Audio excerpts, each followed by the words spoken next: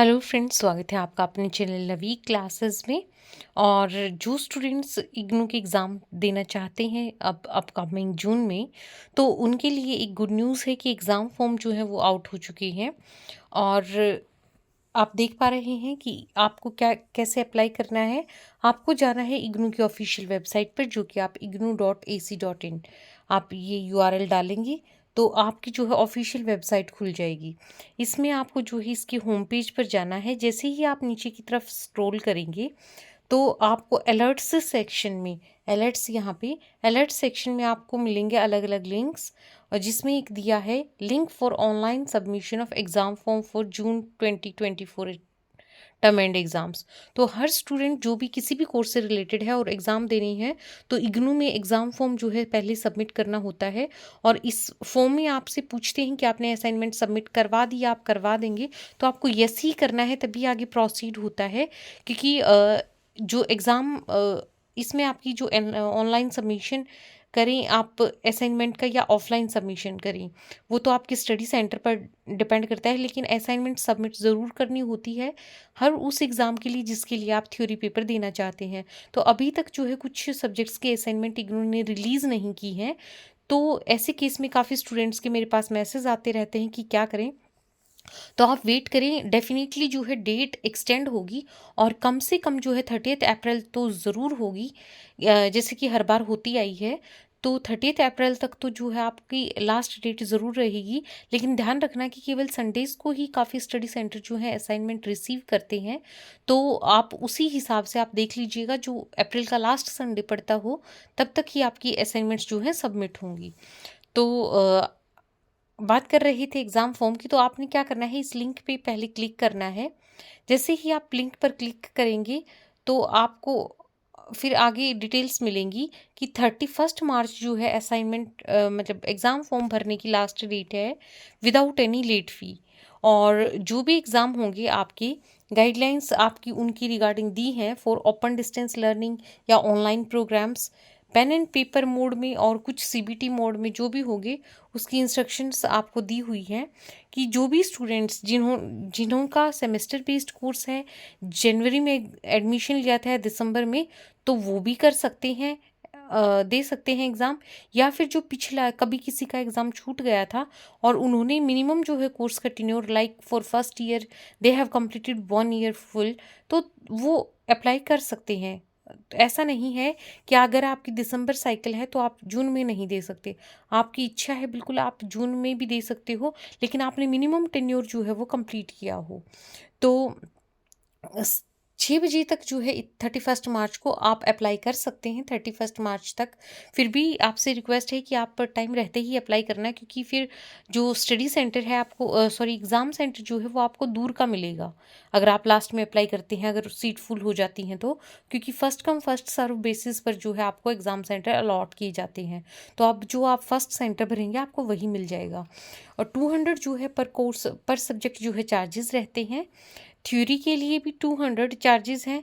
Practical जो फ़ी है up to 4 credit, जैसे आपने देखा होगा कि सब्जेक्ट्स जो हैं अलग अलग क्रेडिट बटे होते हैं, 4 क्रेडिट 8 क्रेडिट।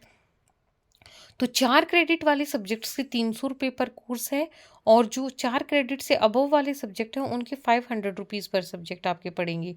प्रोजेक्ट जो होता है सबमिट, उस ऐसे ही प्रोजेक्ट में भी 4 क्रेडिट के प्रोजेक्ट के 300, और उससे ज़्यादा के जो हैं 4 क्रेडिट से उनके 500 रुपीज़ लगेंगे। और लेट फ़ी जो रहेगी आपकी वो सेम रहेगी कि इसमें लेट फ़ी का भी दिया है क्राइटेरिया कि अगर आप जो लास्ट डेट आपको दी है उसके बाद अप्लाई करते हैं, 30 अप्रैल तक जो है आप एग्ज़ाम फॉर्म भर सकते हैं, पर लेट फ़ी जो है 1100 रुपये लगेगी, और जो आपकी वो लगनी थी जो पर सब्जेक्ट वो तो लगेगी ही। तो ये थी कुछ इंस्ट्रक्शंस। और इसके साथ ही यहाँ पर देखिए, ये यहाँ पर आपको जो है वो डिजी लॉकर संबंधित एकेडमिक बैंक ऑफ क्रेडिट की भी जानकारी दी है जो आपने फॉर्म में भरना है। तो ये भी इंस्ट्रक्शन जो है आप यहाँ क्लिक हेयर पे क्लिक करके पढ़ लेना। अगर ज़रूरत पड़ी तो मैं इस पर एक अलग से वीडियो बना दूँगी।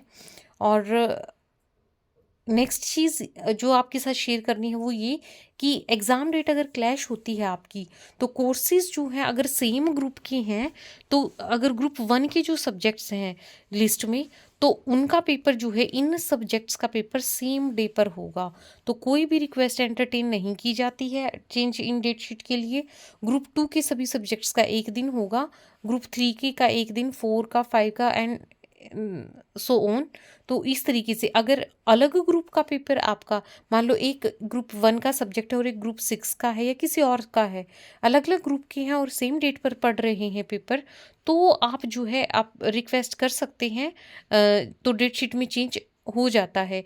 लेकिन अगर सेम ग्रुप का पेपर होता है तो फिर वो आपको नेक्स्ट टाइम जो है नेक्स्ट अटेम्प्ट में ही देना पड़ेगा।